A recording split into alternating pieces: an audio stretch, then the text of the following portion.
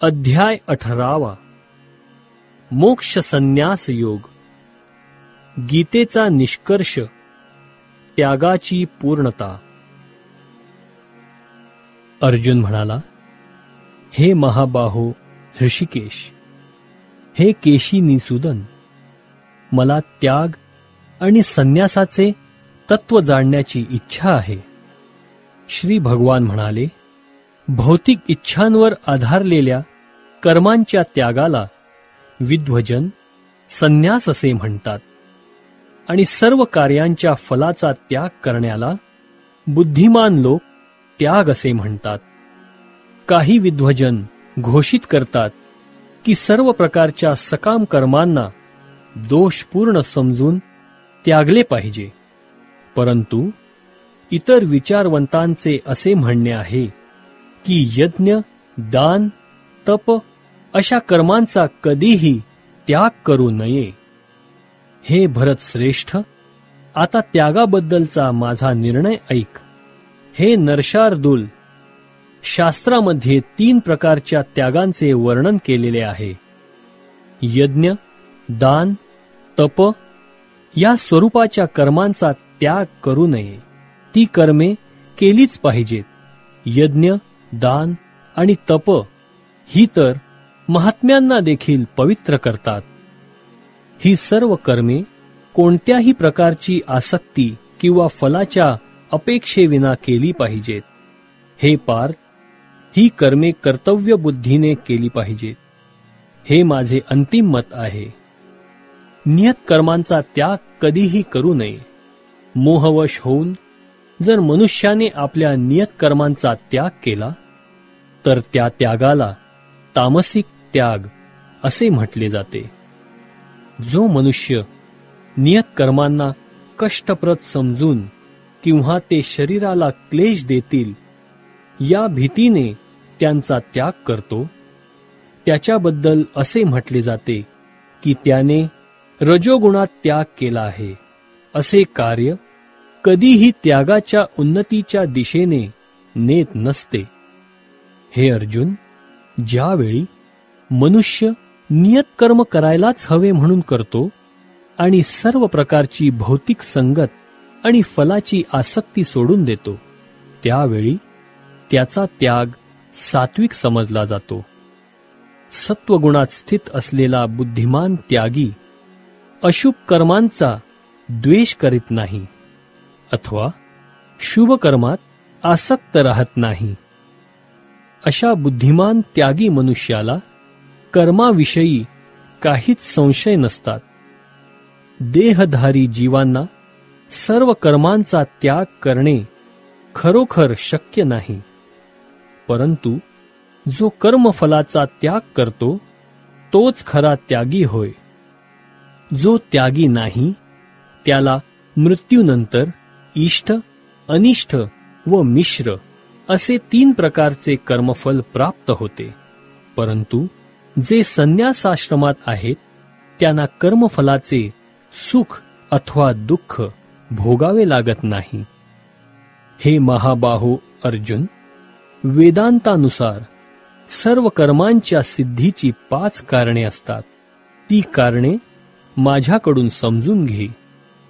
कर्माचे स्थान अथवा शरीर, कर्ता, विभिन्न इंद्रिये, अनेक प्रकारचे प्रयत्न आणि शेवटी परमात्मा ही 5 कारणे होत. शरीराने, वाणीने किंवा मनाने, न्याय किंवा त्याच्या विपरीत असे जे काही कर्म मनुष्य करतो ते या 5 कारणांमुळे घडत असते. म्हणून या 5 कारणांचा विचार न करता ज्याला वाटते की तो एकमेव कर्ता आहे तो खचितच मूर्ख आहे व तो गोष्टींना यथार्थ रूपात पाहू शकत नाही.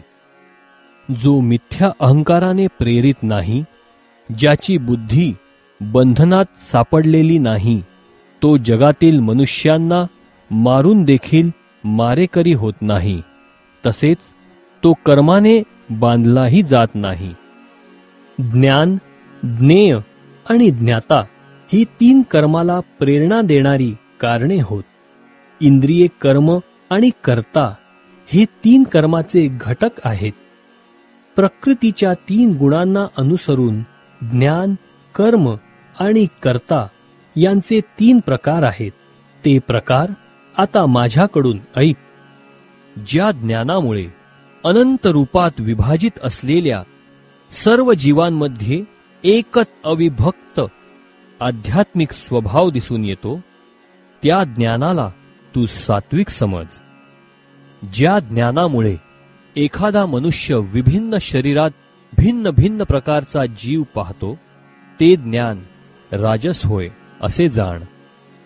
आणि ते ज्ञान ज्यामुळे मनुष्य एकाच प्रकारच्या कार्याला सर्वस्व समजून आसक्त होतो, त्याला सत्याचे ज्ञान राहत नाही. व जे अतिशय अल्प असते त्या ज्ञानाला तमोगुणी ज्ञान म्हणतात. जे कर्म नेमलेले आहे व आसक्तीशिवाय केले जाते, जे राग द्वेष न ठेवता आणि फलप्राप्तीच्या इच्छेविना केले जाते, त्या कर्माला सात्विक कर्म म्हणतात. परंतु फलाशेची इच्छा धरणाऱ्या मनुष्याकडून मोठ्या प्रयासाने जे कर्म केले जाते व जे मिथ्या अहंकार युक्त बुद्धीने केले जाते, ते रजोगुणी कर्म होय. जे कर्म मोहाने शास्त्रीय आदेशांची अवहेलना करून व भावी बंधनाची पर्वा न करता किंवा हिंसा अथवा दुसऱ्यांना क्लेश देण्याकरिता केले जाते, त्या कर्माला तामसिक कर्म म्हणतात. जो मनुष्य प्राकृतिक गुणांचा संग न करता मिथ्या अहंकाराविना निश्चयाने आणि उत्साहाने यशापयशामुळे विचलित न होता आपले कर्म करतो, त्याला सात्विक कर्ता असे म्हटले जाते. जो कर्ता कर्म आणि कर्मफलांप्रती आसक्त होऊन फळांना भोगू इच्छितो आणि जो लोभी, ईर्ष्याळू, अपवित्र व सुखदुःखामुळे विचलित होणारा असतो, त्याला रजोगुणी कर्ता म्हटले जाते. जो कर्ता नेहमी शास्त्रविरुद्ध कर्म करतो, जो भौतिकवादी, हट्टी, कपटी, दुसऱ्यांचा अपमान करण्यात तरबेज असतो व जो आळशी, सदैव खिन्न आणि काम करताना चालढकल करणारा असतो, त्याला तमोगुणी कर्ता असे म्हटले जाते. हे धनंजय, प्रकृतीच्या 3 गुणानुसार होणारे बुद्धी आणि निश्चय यांचे निरनिराळ्या प्रकारचे भेद आता मी तुला तपशीलवार सांगतो, ते ऐक. हे पार्थ, ज्या बुद्धीद्वारे मनुष्य प्रवृत्ती आणि निवृत्ती, कार्य आणि अकार्य, भय आणि निर्भय, बंधन आणि मोक्ष यांना जाणतो, ती सात्विक बुद्धी होय. हे पार्थ, जी बुद्धी धर्म आणि अधर्म, कार्य आणि अकार्य यामधील भेद जाणू शकत नाही, ती राजसिक बुद्धी होय. भ्रम आणि अंधकाराच्या प्रभावामुळे जी बुद्धी धर्माला अधर्म व अधर्माला धर्म समजते आणि सदैव विपरीत मार्गाने कार्य करते, ती बुद्धी म्हणजे तामसिक बुद्धी होय. हे पार्थ, जो निश्चय अचल आहे, जो योगाभ्यासाद्वारे खंबीरपणे धारण केलेला आहे आणि अशा रीतीने जो मन, प्राण आणि इंद्रियांच्या क्रियांना संयमित करतो, तो निश्चय म्हणजे सात्विक निश्चय होय. परंतु हे अर्जुन, ज्या निर्धाराने मनुष्य धर्म, अर्थ आणि काम यांच्या फळांना आसक्त असतो, तो निश्चय राजसिक होय. हे पार्थ, जी धृती, स्वप्न, भय, शोक, विषाद आणि मोहाच्या पलीकडे जाऊ शकत नाही, ती दुर्बुद्धीपूर्ण धृती म्हणजेच तामसिक धृती होय. हे भरत श्रेष्ठा, बद्ध जीव ज्या 3 प्रकारच्या सुखाचा भोग घेतो आणि ज्यामुळे त्याच्या दुःखांचा अंत होतो, ते 3 प्रकारचे सुख आता माझ्याकडून ऐक. जे आरंभी विषासमान प्रतीत होते, परंतु शेवटी अमृततुल्य असते, आणि जे मनुष्याच्या ठिकाणी स्वरूप साक्षात्काराची जागृती करते, त्या सुखाला सात्विक सुख म्हटले आहे. इंद्रियांचा विषयांशी संयोग झाल्याने प्राप्त होणारे सुख जे प्रारंभी अमृतासारखे भासते, परंतु शेवटी जे विषाप्रमाणे असते, त्या सुखाला राजसिक सुख म्हटले जाते. आणि जे सुख स्वरूप साक्षात्काराकडे लक्ष देत नाही, जे आरंभापासून शेवटपर्यंत मोहमयी असते, आणि जे निद्रा, आळस व प्रमाद यापासून उत्पन्न होते, त्या सुखाला तामसिक सुख म्हटले जाते. या पृथ्वीवर अथवा उच्चतर ग्रहलोकातील देवदेवतांमध्ये असा कोणीही प्राणी नाही जो या प्रकृतीच्या 3 गुणापासून मुक्त आहे. हे परंतप, ब्राह्मण, क्षत्रिय, वैश्य आणि शूद्र यांचे वर्गीकरण हे प्राकृतिक गुणाद्वारे उत्पन्न त्यांच्या स्वभावानुसार केले आहे. शांती, आत्मसंयम, तपस्या, पावित्र्य, सहनशीलता, प्रामाणिकपणा, ज्ञान, बुद्धिमत्ता आणि धार्मिकता या स्वाभाविक गुणांनुसार ब्राह्मण कर्म करतात. शौर्य, तेज, निर्धार, दक्षता, युद्धामध्ये धैर्य, औदार्य आणि नेतृत्व या स्वाभाविक गुणानुसार क्षत्रिय कर्म करतात. कृषी, गोरक्षा आणि व्यापार हे वैश्यांचे स्वभावजन्य कर्म आहे, आणि श्रम व इतरांची सेवा करणे हे शूद्रांचे कर्म आहे. आपापल्या कर्माच्या गुणांचे पालन करून प्रत्येक मनुष्य सिद्धी प्राप्त करू शकतो. हे कसे शक्य होते याविषयी आता माझ्याकडून ऐक. सर्व जीवांचा उद्गम आणि सर्वव्यापी असणाऱ्या भगवंतांची पूजा करून मनुष्य आपल्या स्वकर्माद्वारे सिद्धी प्राप्त करू शकतो. मनुष्याने आपल्याला प्राप्त झालेले कर्म सदोष रीतीने करणे हे परक्याचे कर्म स्वीकारून ते पूर्ण रीतीने करण्यापेक्षा अधिक श्रेयस्कर आहे. मनुष्याला त्याच्या स्वभावाला अनुसरून सांगण्यात आलेले कर्म हे कधीच पापाने प्रभावित होत नाही. ज्याप्रमाणे धुराने अग्नी आवृत्त झालेला असतो, त्याप्रमाणे सर्व प्रयत्न कोणत्या ना कोणत्या दोषाने व्यापलेले असतात. म्हणून हे कौंतेया, मनुष्याने आपल्या स्वभावापासून उत्पन्न झालेले कर्म जरी दोषयुक्त असले तरी त्या कर्माचा त्याग करू नये. जो आत्मसंयमी, अनासक्त आहे आणि जो सर्व प्राकृत भोगांना तुच्छ लेखतो, तो संन्यासाद्वारे कर्मबंधनातून मुक्तता देणारी परमोच्च परिपूर्ण अवस्था प्राप्त करतो. हे कौंतेया, ज्या मनुष्याने या सिद्धीची प्राप्ती केली आहे, तो सर्वोच्च ज्ञानाची परमसिद्धावस्था अर्थात ब्रह्मावस्था कशा पद्धतीने प्राप्त करू शकतो ते माझ्याकडून जाण. याचे आता मी तुला संक्षेपाने वर्णन करून सांगतो. आपल्या बुद्धीद्वारे पूर्णपणे शुद्ध होऊन आणि निश्चयाने मनोनिग्रह करून इंद्रिय तृप्तीच्या विषयांचा त्याग करून आसक्ती आणि द्वेष यातून मुक्त होऊन जो एकांत स्थळी राहतो, जो मिताहार करतो, आपली काया, वाचा आणि मन संयमित करतो, जो सदैव समाधिस्थ आणि अनासक्त असतो, जो मिथ्या अहंकार, मिथ्या बल, गर्व, काम, क्रोध आणि भौतिक गोष्टींचा स्वीकार इत्यादी गोष्टींपासून मुक्त असतो, ममत्वरहित आणि शांत असतो, तो मनुष्य आत्मसाक्षात्काराच्या स्तराप्रत निश्चितच प्रगत होतो.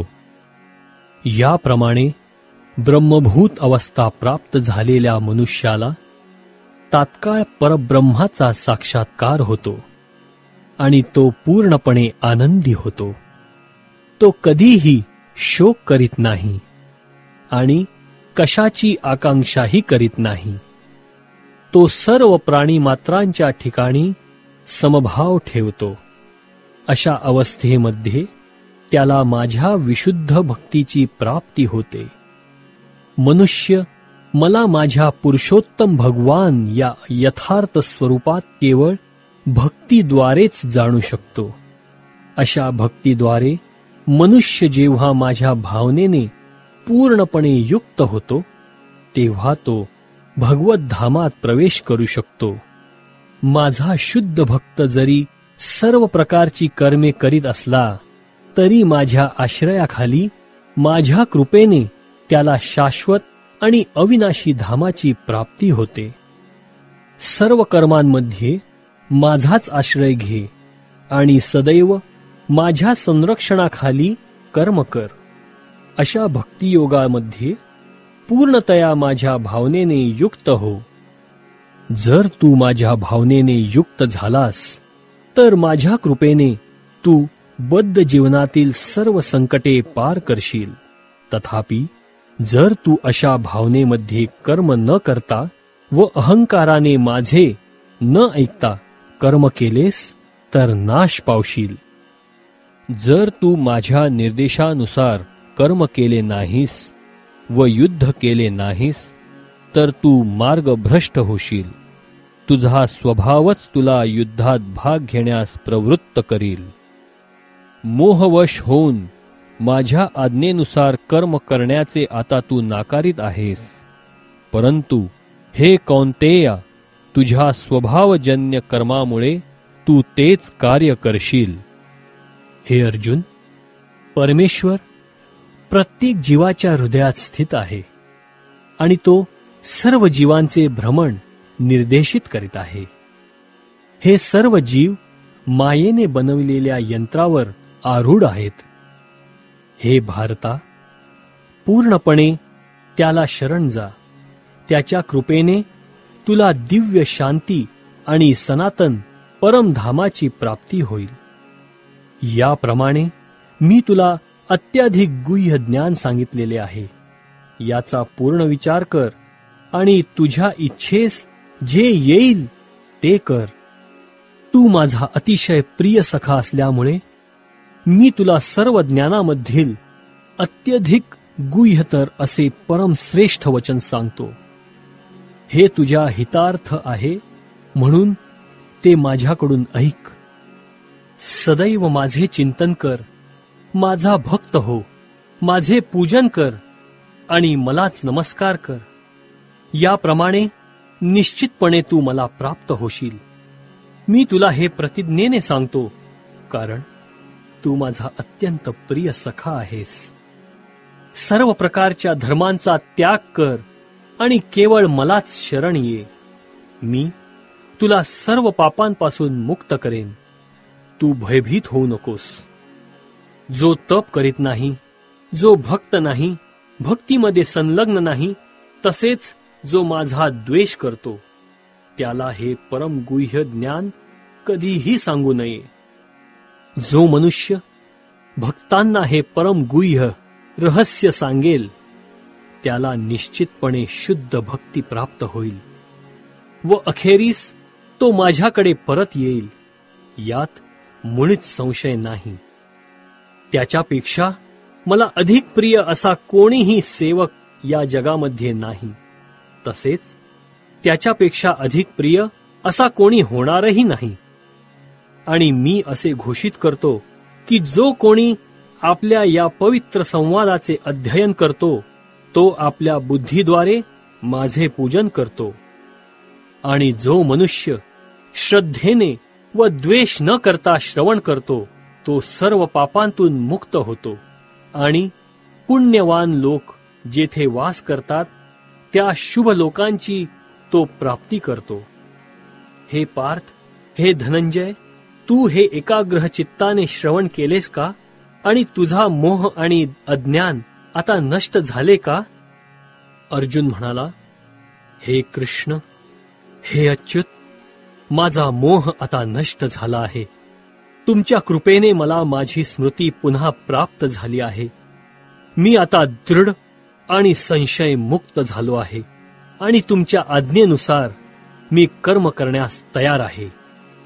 संजय म्हणाला, याप्रमाणे श्रीकृष्ण आणि अर्जुन या दोन्ही महात्म्यांचा संवाद मी ऐकला. हा संवाद अत्यंत अद्भुत आणि रोमांचकारी आहे. व्यासदेवांच्या कृपेने हे परम गुह्य ज्ञान योगेश्वर श्रीकृष्ण अर्जुनाला सांगत असता साक्षात त्यांच्याकडून मी ऐकले आहे. हे राजन, श्रीकृष्ण आणि अर्जुन यांच्या या अद्भुत आणि पवित्र संवादाचे वारंवार स्मरण होऊन मला प्रतिक्षण पुनः पुनः हर्ष होत आहे. हे राजन, भगवान श्रीकृष्णांचे अद्भुत रूप स्मरण केल्याने मी अधिकाधिक विस्मयकारी होत आहे आणि मला पुनः पुनः हर्ष होत आहे.